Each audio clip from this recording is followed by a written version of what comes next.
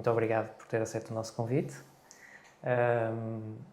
Queria lhe perguntar, já nos conhecemos há muitos anos, desde pelo menos 2012, na altura ainda estava na Faculdade de Engenharia. Como surgiu, no fundo, a Advolt e como é que, de uma ideia, no fundo, surgiu o negócio? Certo.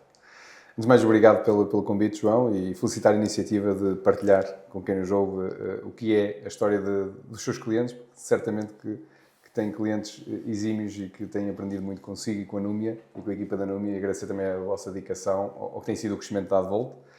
Conheci-o em 2012, enquanto estava na Faculdade de Engenharia da FEUP, aqui no Porto, e acho que a Advolt começa na Faculdade de Engenharia da Universidade do Porto, comigo, com o Miguel, com o Ricardo e com o Rodrigo, somos 4 fundadores, engenheiros eletrotécnicos, portanto, muito aqui apaixonados por que era a eletrificação na data.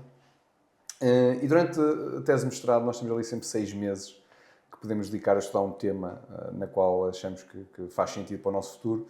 E eu decidi começar a dedicar aqueles 6 meses a estudar o que era a eletrificação de caminhões, hibridização de meios de transporte de mercadorias, e usei esse tempo também para perceber melhor quais eram as dificuldades, o que é que o mercado na altura, as empresas de transportes faziam para melhorar e aumentar a eficiência do transporte.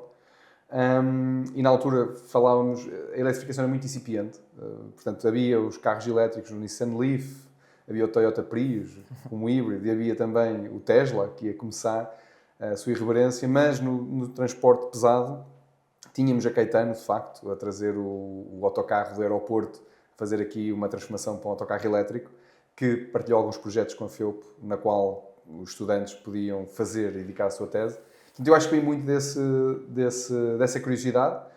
E enquanto eu estava a estudar e a fazer a tese durante esses 6 meses, tive a oportunidade de conhecer melhor o setor de transportes, e as empresas de transportes abriram-nos as portas, nomeadamente a Luís Simões, que nos permitiu estudar e aprender mais sobre a operação de um caminhão, na altura a diesel, e que nos deu a oportunidade de encontrar um caminhão muito particular, que é o caminhão frigorífico. Não é?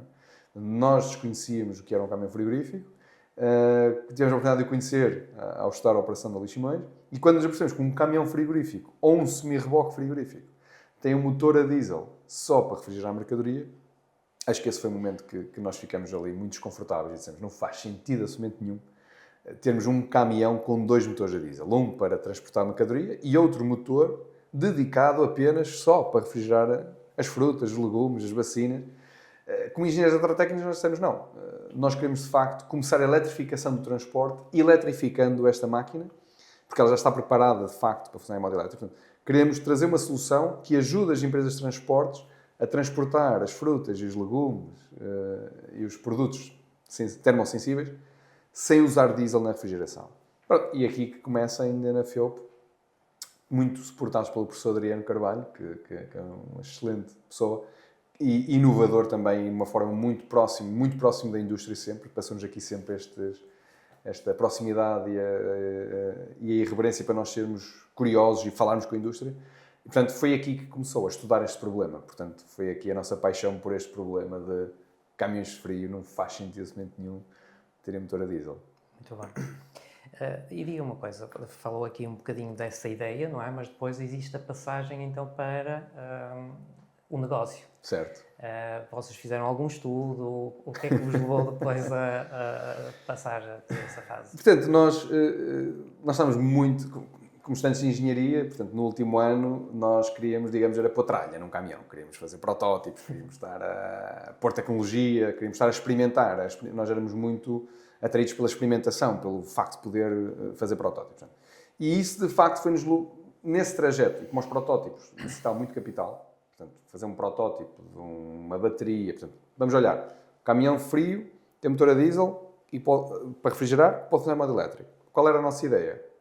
Se trouxermos uma power bank, uma espécie de uma bateria grande, que usa a mesma tecnologia dos carros elétricos, que é carregada no armazém, para armazenar energia, para depois alimentar esta máquina sempre em modo elétrico, isto é uma solução que resolve o problema. E, além disso, ainda estamos muito entusiasmados em fazer com que o caminhão, quando está em movimento, nós podemos regenerar energia e recarregar essa bateria. Portanto, no fundo é o princípio de um veículo híbrido, de um carro híbrido, dentro de uma caixa. Nós agora queríamos, a solução estava mais ou menos desenhado, nós queríamos fazer o protótipo. Só que o protótipo, estamos a falar de baterias de lítio, eletrónica potência, caros. E nós não tínhamos dinheiro. Na altura, a Faculdade de Engenharia tinha alguns projetos, mas os programas de investigação estavam fechados, estamos a falar de 2013. Foi aí que o próprio professor Adriano nos disse, tentem olhar se há alguma cala, algum projeto de financiamento aberto que vocês possam submeter essa ideia e financiar. E começa aqui. Portanto, nós, enquanto estudantes, fomos perceber que incentivos é que existiam à inovação. Encontramos um muito interessante, que era o passaporte para o empreendedorismo, que no fundo era uma medida do governo na altura, porque havia uma taxa de desemprego muito elevada, estávamos aqui a estimular o que era o empreendedorismo, e o governo lançou uma iniciativa que, no fundo, quem quisesse explorar uma ideia de negócio tinha 4 meses para o fazer, podia ter uma equipa até 3 pessoas, cada pessoa tinha um vencimento líquido de 690 euros, portanto estava ali muito tabelado pelo salário mínimo na altura, mas podiam estar focados neste momento de negócio e tinham um mentor. Ao final de 4 meses havia uma avaliação e podíamos estender para mais 8. Portanto, aquilo foi a forma certa de eu poder dizer aos meus pais, quando acabar o curso, não se preocupem, que eu tenho forma e algum rendimento para estar focado a estudar e a aprender mais sobre este problema. E pronto, e foi essa primeira fase. Depois, quando acabou a faculdade, nós ficamos ali num vazio, não é? De género, ok, não temos sítio onde estar. Apesar do professor Adriano, mais uma vez, ter-nos sempre dado apoio e disponibilizado a parte do laboratório e ser muito proativo nesta fase de levar as tecnologias para o mercado, mas nós não... somos inexperientes, somos estudantes, não é? Acabamos o curso, não somos engenheiros propriamente, mas temos esta ambição e foi quando surgiu o PTEC. O PTEC, no fundo, como uma incubadora, no fundo a incubadora da Universidade do Porto, e tinha um programa de aceleração, tinha uma escola de startups, digamos assim, em que nós podíamos entrar naquele programa para aprender a fazer o desenvolvimento de modelo de negócio, baseado no Business Model Canva, a criar um plano financeiro e, ao mesmo tempo, ajudar-nos a fazer levantamento de capital, a contactar com investidores. E o mais importante, eu diria que é o ecossistema, porque nós temos a oportunidade de contactar com outros empreendedores, com outras pessoas que estavam a fazer empresas, com pessoas que já tinham vendido empresas, e de uma forma muito transparente e muito honesta. Tínhamos sessões que durante a tarde chegávamos com o nosso PowerPoint, com o nosso pitch, digamos assim, e numa mesa fazíamos o nosso pitch a uma pessoa até de outra área, e eles faziam-nos questões e tentavam-nos destruir o pitch. E nós aí aprendemos uma coisa, eu acho que foi o maior shift que tivemos, foi que nós estamos muito preocupados com as features do produto. Ele é pesado, ele é leve, ele é potente, ele faz isto, ele faz aquilo. Mas não estamos nada preocupados com as features do negócio. Portanto, e as pessoas, os empresários, perguntaram-nos, mas como é que vão fazer dinheiro com este produto? Nunca tínhamos pensado nisto, a gente só fazia dinheiro para fazer o teste.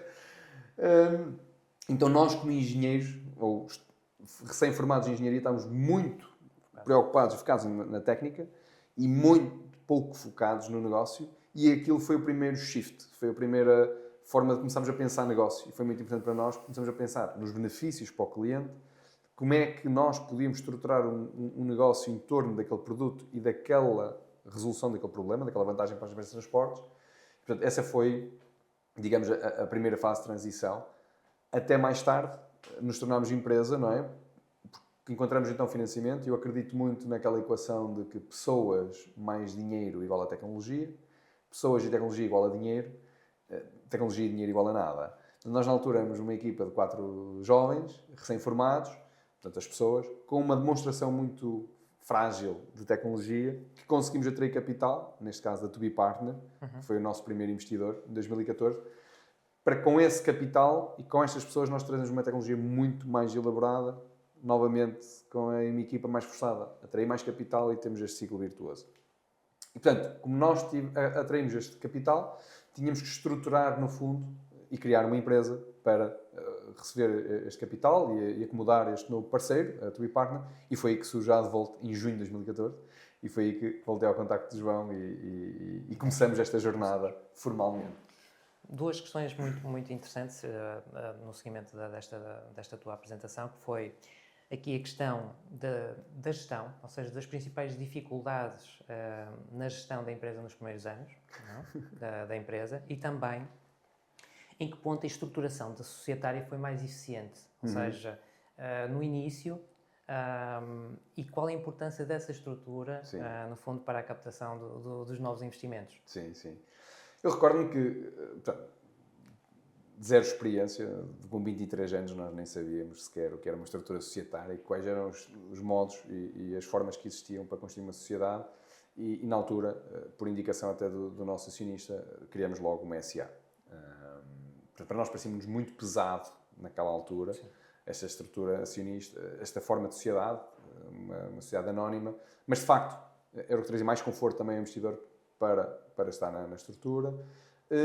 Começou-nos a incutir desde muito cedo uma prática de reporting, uma prática de ter alguém que olhava para as contas. Apesar de nós fazermos uma gestão muito cash in the bank, não é? Portanto, sim, e eu, pessoalmente, como engenheiro, faço uma gestão muito cash in the bank, portanto, cash, fluxo de caixa, mas aquilo nós temos que olhar para outras vertentes, não é?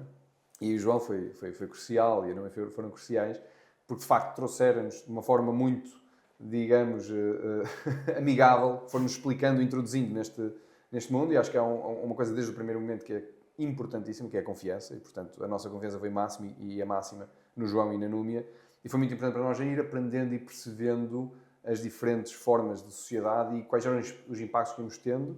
E eu acho que essa disciplina logo no início e esta antecipação de futuro logo no início trouxe-nos boas práticas, bons hábitos, que mais tarde, quando fizemos as segundas rondas de capital e a terceira ronda de capital, já estava tudo mais preparado. Porque a verdade é, nós no início queríamos ter o capital para fazer o protótipo.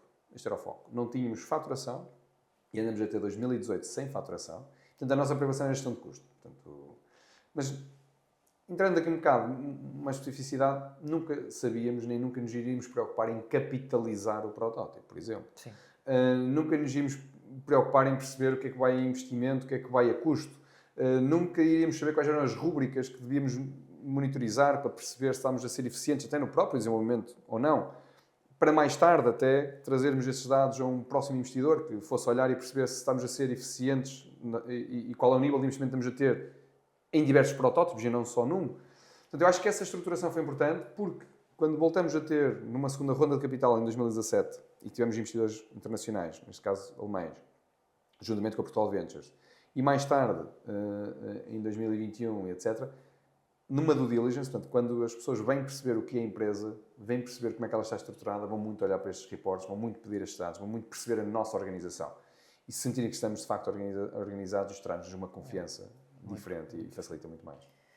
Por isso passamos estes anos todos, 2018, 2019, entretanto a empresa começa a faturar, certo, expansão para novos mercados. Certo. Quais foram os desafios, sobretudo, que possas encontrar, não só ao nível da entrada nesses mercados, mas também a nível fiscal e económicos relativamente a esses mercados?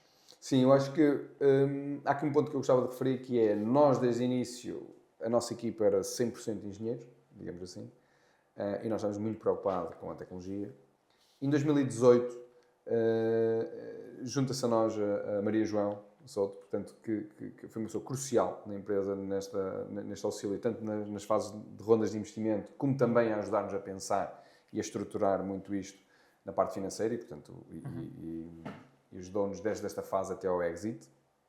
E um conselho que eu posso dar a outros empreendedores, ou quem esteja a fazer empresas, é que, mesmo que a área financeira não seja a nossa área de formação, e nós vemos os americanos muito a fazer isto, que é, os americanos começam a empresa logo com o CFO, com o financeiro, com alguém da área das finanças muito próximo. Acho que é importante, não é? Porque começamos logo a construir o dashboard, começamos logo a construir os indicadores que temos que nos seguir, começamos logo a ter a prática de olhar para os números, de olhar para o impacto da nossa atividade. Inicialmente, e muito bem, fizemos isso com o João, que nos ajudou imenso a olhar, a ter esta disciplina de olhar para a consequência da nossa atividade, que está espelhado no report. Apesar de não termos vendas, mas quando a empresa começa a entrar numa fase de vendas, começa a ter uma complexidade muito maior, é importante termos alguém connosco logo na equipa, diariamente a ter este ponto, porque o primeiro foco é vender, não é? É a primeira linha que aparece no P&L, revenues, é vender. Portanto, o meu foco era vender. E o foco da Maria João é que nós vendêssemos. Depois de outras questões, a área financeira é uma área de suporte às vendas, não é? Portanto, temos que andar à velocidade que anda o negócio, e não é o negócio andar à velocidade das áreas de suporte. É muito importante que todas as pessoas tenham consciência disto, que as áreas de suporte têm que andar à velocidade do negócio, e portanto nós temos sempre esta compreensão, tanto da Númia como da nossa equipa, de que, de facto, temos aqui para ajudar que o negócio aconteça e temos que facilitar. E portanto, a seguir vêm claramente as questões fiscais, vêm as questões, porque vender dentro da União Europeia, espaço Schengen, portanto, temos transações intracomunitárias. Vender na Suíça, vender no Reino Unido, já é diferente, principalmente depois do Brexit. Claro que a vender eu não estou preocupado com isto. A verdade seja dita, nem devo estar preocupado com isto. Devo sentir que sim, que temos uma equipa e temos parceiros como a Anúnia que nos ajudam e que nos, de facto, desbloqueiam a velocidade do negócio estes pontos. Claro que nós vendemos e exportamos e temos as questões do IVA depois. Portanto, se exportamos e se instalamos localmente e não temos uma localidade ou uma empresa na Alemanha, digamos assim, nós não podemos faturar a instalação, por exemplo. Porque senão não podíamos fazer isenção de IVA, não é? Portanto, tem que ser um parceiro nosso a faturar essa instalação ao nosso cliente. E há aqui detalhes que nós não conhecemos quando estamos a vender. Claro, e que vão acontecendo. E que vão acontecendo. Mas aí é que depois é crucial ter este apoio, este suporte, que nos consiga transmitir isto sem criar um bloqueio. Porque senão, rapidamente, nós, que estamos a gerir as empresas, começamos a sentir muito bloqueados, muito com receio de não fazer erros. E acho que é importante ter, de facto, este conforto para podermos abordar isto de uma forma muito aberta para perceber, ok, não, o negócio exige que seja assim, quais são as formas certas de fazer o negócio, cumprindo e estando enquadrados com todo o que é a lei fiscal e também comercial.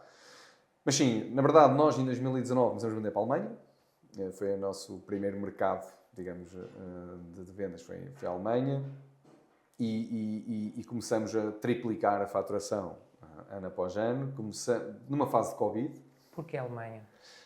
A Alemanha, na verdade, porque estamos... Portanto, nós olhamos para os fatores de contexto de mercado. Portanto, o que é que nós resolvemos? Nós reduzimos custo de transporte, ok?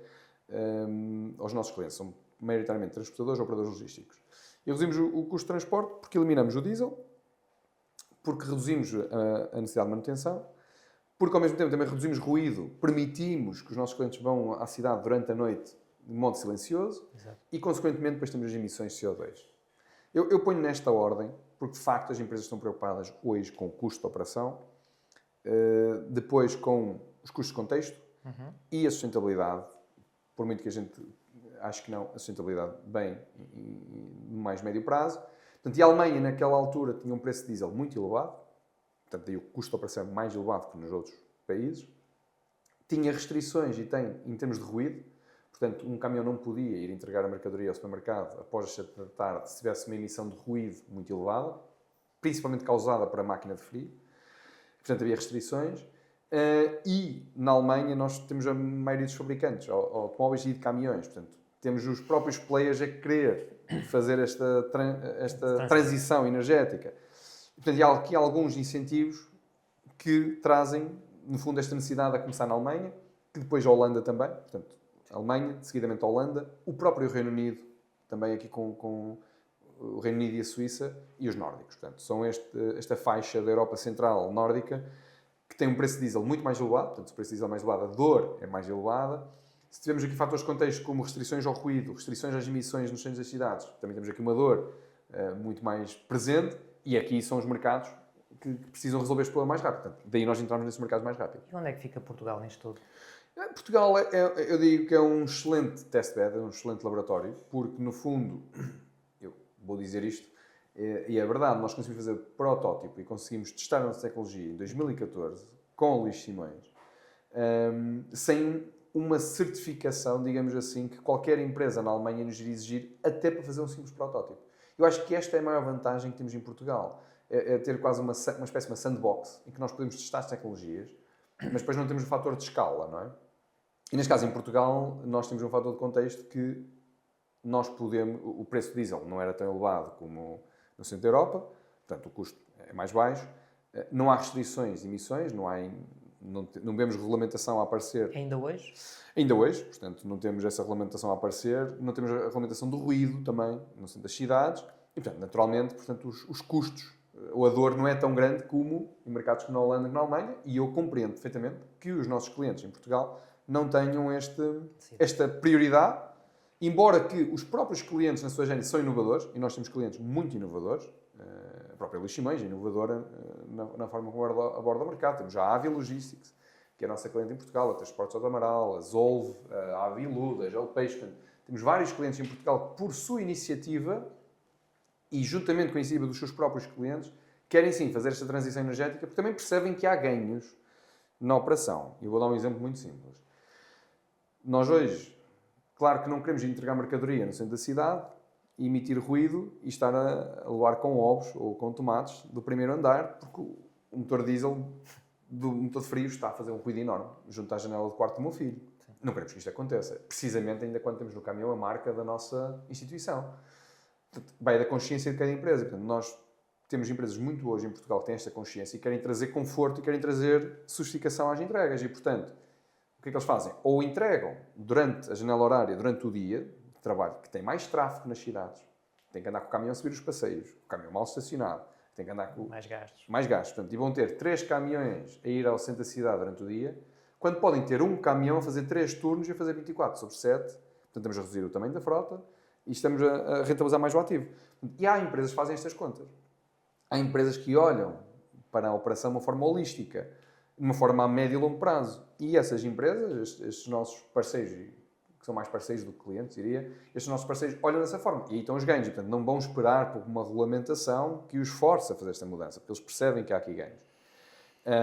Portanto, Portugal, eu diria que é um mercado que não tem tanta escala, que a dor não é tão grande como no centro da Europa, mas que mesmo assim tem a iniciativa de testar o que é tecnologia nova, de inovar, e é um ótimo mercado de sandbox e que nós, toda a inovação que fazemos, ainda hoje fazemos a partir de Portugal, para depois escalar para a Europa. Portanto, as frotas são muito maiores. A nossa vizinha Espanha tem frotas muito maiores também do que nós em Portugal. E, portanto, isso é uma característica do mercado. Claro. Uma característica do mercado. Entretanto, passamos de Portugal para os Estados Unidos.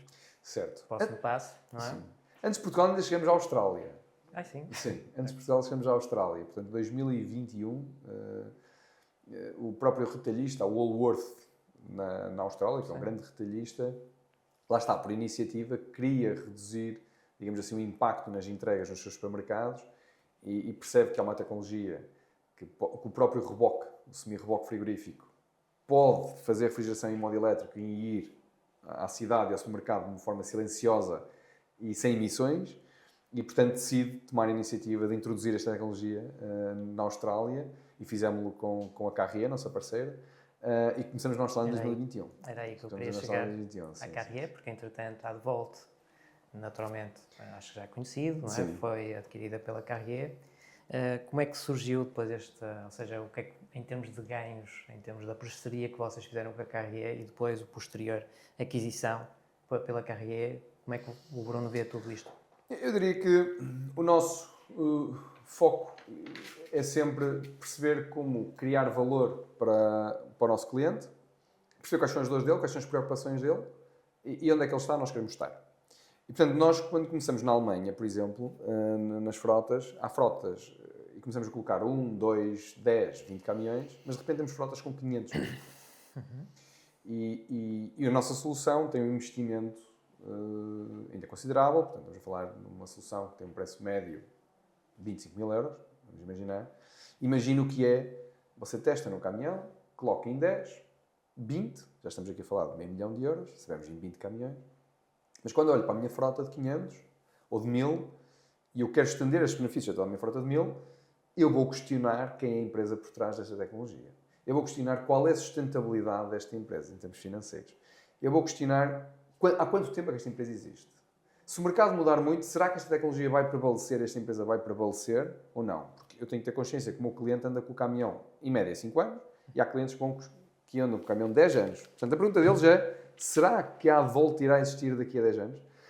Se eu fizer um investimento nos 500 caminhões, e estamos a falar de milhões de euros, será que a Advolt está comprometida no longo prazo ou vai colocar em causa este meu investimento? É legítimo esta questão. Portanto, e nós nessa altura, em 2019, 2020, começamos a perceber que haviam frotas que testavam 1, 2, 10, mas que começavam a colocar estas questões. Daí é importante a estrutura acionista que temos. Daí é importante termos as coisas muito bem organizadas de forma a sermos transparentes com o mercado. E a nossa dimensão, bom, já tínhamos aqui alguma dimensão, mas somos muito pequenos para empresas de uma escala desta escala. E então, o que é que acontece? Nós com a Carrier, nós tivemos a possibilidade de fazer uma parceria comercial uma parceria comercial que primeiro tínhamos um alcance maior, não é? Tínhamos um alcance maior em termos de geografias, em termos de parceiros também, tínhamos um alcance maior. Por outro lado, nós fizemos uma estratégia de co-branding, ou seja, nós fizemos uma parceria comercial em que nós vendíamos a nossa solução à Carrier, a Carrier introduzia a solução no mercado com a marca Carrier, mas mantinha a marca à volta. E dessa forma nós conseguimos desbloquear imenso valor para os clientes. Os clientes dessa forma perceberam, ok, a Carrier, que é uma empresa que tem mais de 120 anos, cotada em bolsa, portanto, tem uma dimensão à escala global, está nos continentes todos, com mais de 50 mil colaboradores, portanto, os clientes já são clientes Carrier há uma data de anos e perceberam, ok, se a Carrier está a investir nesta tecnologia, está a comercializar esta tecnologia, eu posso agora estender ao resto da minha frota. Mas eles sabiam que quem estava por trás da tecnologia era a Volt.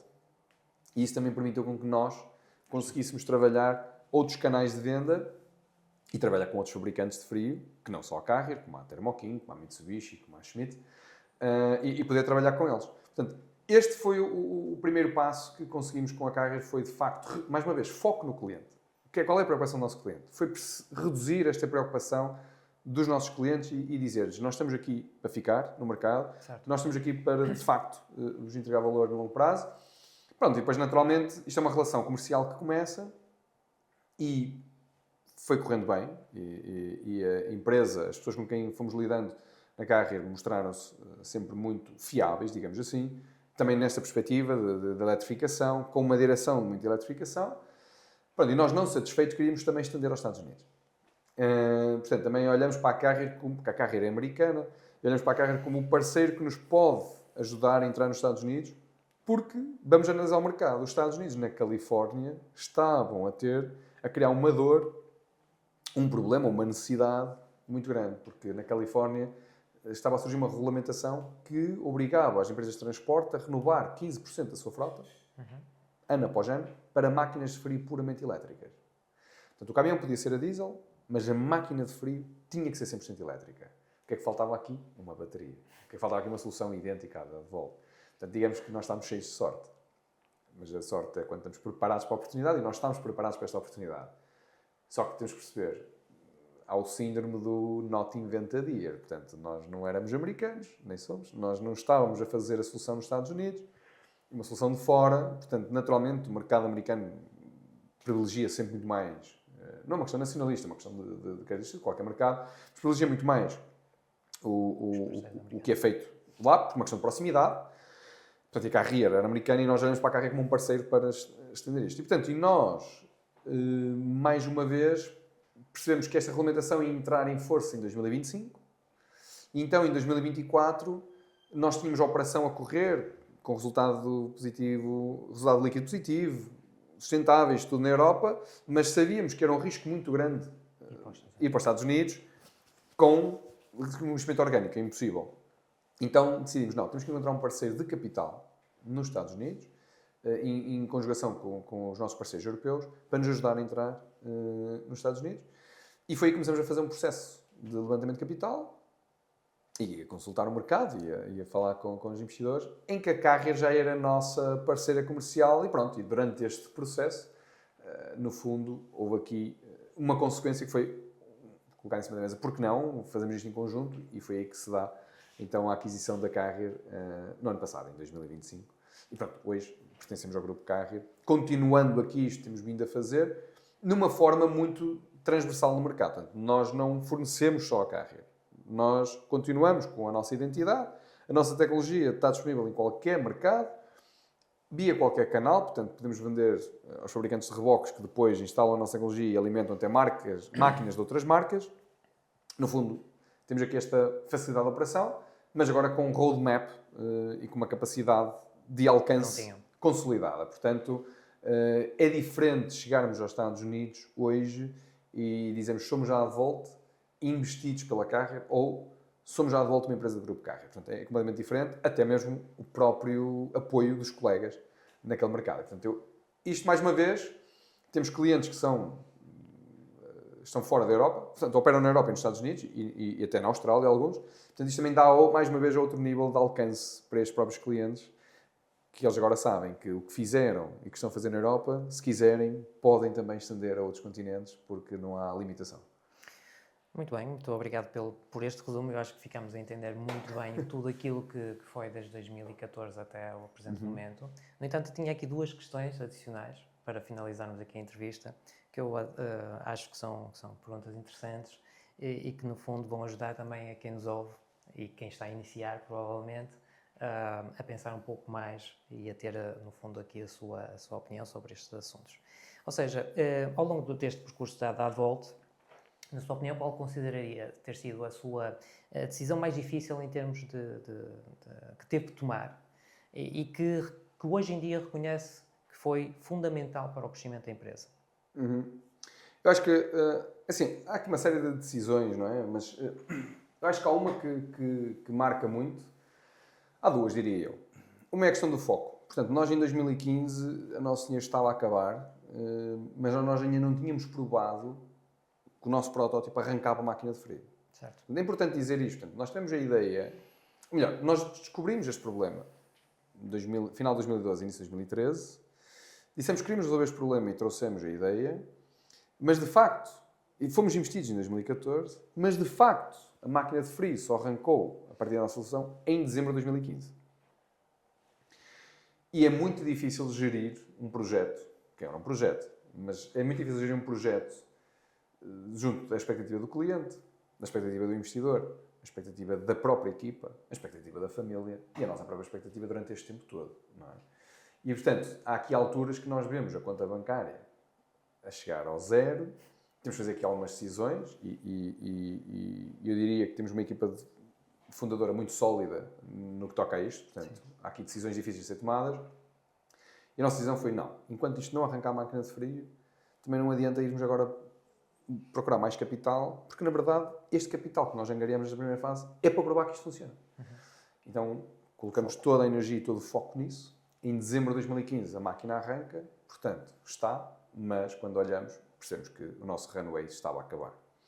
E portanto, e aí foi quando tomamos uma decisão os quatro, dizer assim, não, estancamos o nosso salário para no fundo alargar a runway e conseguimos fazer um processo de levantamento de capital reduzindo os custos ao máximo. Portanto, isto foi aqui uma decisão, mantendo este foco. Portanto, isto foi uma decisão que acho que foi importante àquela data, muito importante, e conseguimos tomá-la, que foi focar para ter o deliverable que nos comprometemos alcançado, que nos desse também a prova de que conseguimos, e agora vamos então à próxima fase, mas isto vai ter que nos obrigar a ajustar e fazer aqui sacrifícios que têm que valer a pena. Pronto, isto é um ponto.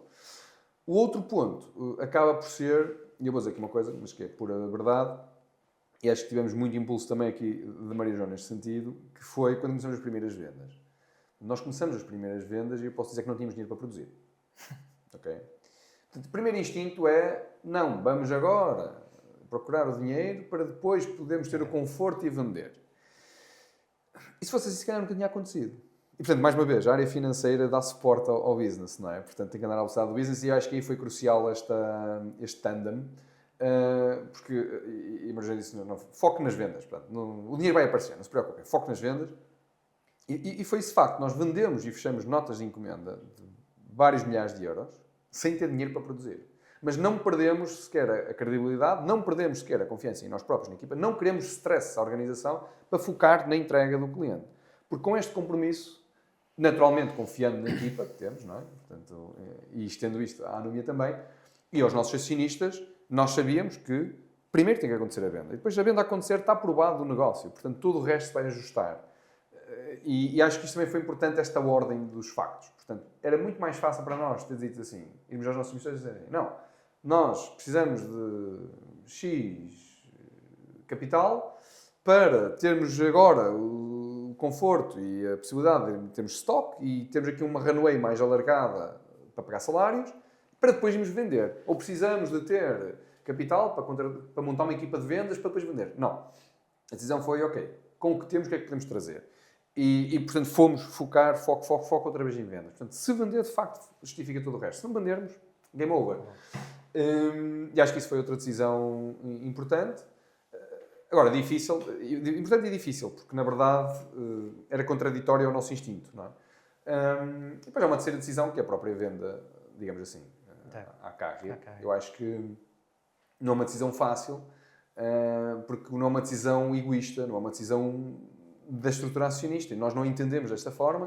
Portanto, é uma decisão que toca não só à estrutura acionista, mas toca à nossa equipa, que toca aos nossos parceiros, que toca aos nossos clientes, não é? Portanto, todos aqueles 12 anos em que nós estivemos a falar com os clientes, em que estivemos a mostrar o nosso compromisso com os clientes, em que eles confiam em nós, como é que eles iam perceber este move sem eles estarem dentro do nosso racional? E, portanto, nós fizemos este movimento porque também achamos que é melhor e traz muito mais capacidades de estender este roadmap, esta missão no mercado, consolidar esta missão no mercado. Mas claro que o mercado podia entender isto de uma forma diferente, não é? Podia entender isto de uma forma de decisão puramente egoísta e de forma negativa. E foi uma decisão difícil, diria, mas acho que foi a melhor decisão, porque nós neste momento continuamos a crescer com muito mais perspectivas, com muito mais capacidade, com muito mais alcance, a nossa própria equipa também, mas foi difícil tomar essa decisão. Muito bem. Estamos perante uma história de sucesso, mas, no entanto, não posso deixar de perguntar. Se voltássemos atrás, 2014, qual teria sido uma decisão que lhe teria tirado montes de dor de cabeça nos primeiros tempos, a nível de gestão, financeiro? Sim, eu acho que não há aqui uma decisão que tivesse tirado muitas dores de cabeça. Eu acho que há aqui um ponto que é nós sabemos gerir. Eu acho que a passagem de, como é que eu ia te explicar, de contribuidores individuais para gestores de equipa ou líderes de equipa é uma transformação muito difícil nas pessoas.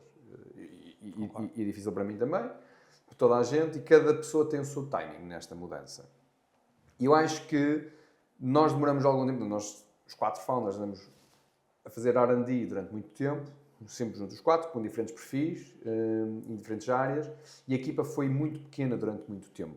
Portanto, nós conhecíamos todos, não é? Nós nem precisávamos falar, nós sabíamos o que é que tínhamos que fazer. E quando começa a dar o crescimento, que foi passado 4 anos, portanto, nós durante 4 anos habituamos todos uns aos outros, portanto, estamos muito bem, não é? Quando começa a dar o crescimento, nós temos que responder a este crescimento, e todo o crescimento é desorganizado. E há quem consiga viver bem dentro da desorganização, e há quem não consiga viver bem dentro da organização, mas o nosso temos que mudar rapidamente. E eu acho que o facto de não termos treinado ou não nos termos preparado para isto, também não sei se é possível preparar-nos para isto. Sim. Tínhamos evitado grandes dores, porque são as dores de crescimento. Mas estas dores são as dores que existem, são dores de crescimento. Foi um período, e é um período excepcional, é extremamente bonito este período. Desorganizadíssimo. Eu acho que é desorganizado no sentido que estamos habituados, mas causa muita dor porque, de facto, a gente está ali a lidar com a mudança muito rápido e a nossa própria mudança como profissionais, porque estamos habituados a criar impacto a partir da nossa contribuição individual e temos que perceber que o impacto não vem de nós, o impacto vem daqueles que estão connosco e da forma de que os capacitamos a fazer, e é um shift que demora muito tempo e que traz muita dor, porque a gente fica ali muito tempo a fazer e a ajudar os outros a fazer e não sai disto e a organização pode ficar muito presa durante muito tempo. Certo.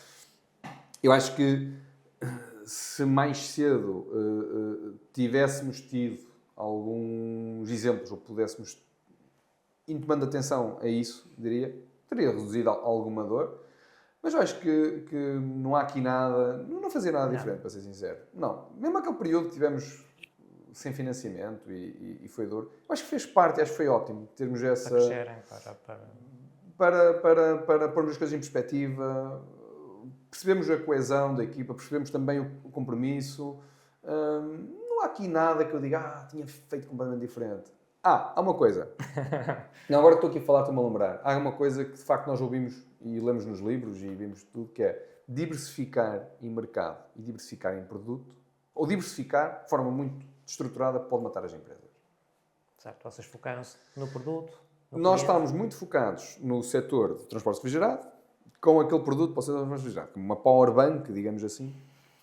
Só que é muito atrativo, porque a nossa solução, a nossa tecnologia, é a mesma tecnologia que está dentro do carro elétrico. É a mesma tecnologia que está numa casa com as baterias painéis fotovoltaicos. Portanto, nós sempre fomos muito desafiados a pôr essa tecnologia ou num caminhão do lixo, ou num caminhão que transporta leite, ou num comboio, ou numa casa, ou num supermercado. Nós sempre fomos muito desafiados a isto.